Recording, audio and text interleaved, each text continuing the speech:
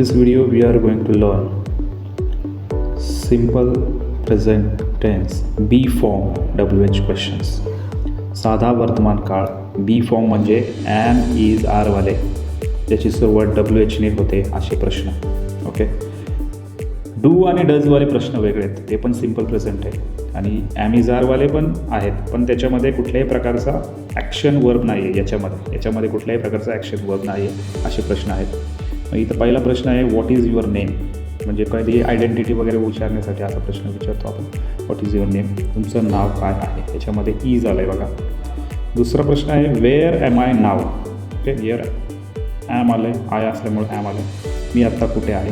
तिसरं आहे how is the weather today, याच्यामध्ये आहे इज आलं आहे. द वेदर हे सिंग्युलर नाव नाही त्याच्यामुळे वेदर आलं, आज हवामान कसं आहे.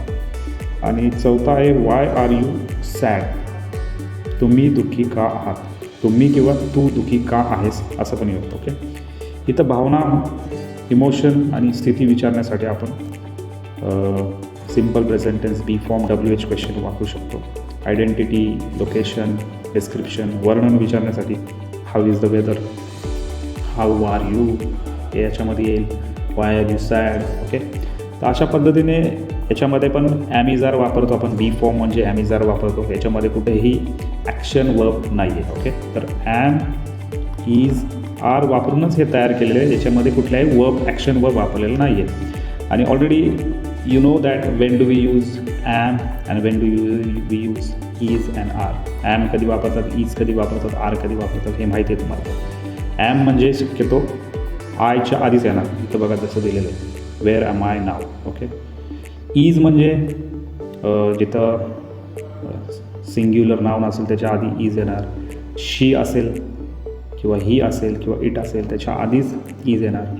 आणि आर कधी येणार, जिथं प्ल्युरल नाउन असेल किंवा यू असेल, वी असेल, दे असेल त्याच्या आधीच आर येणार.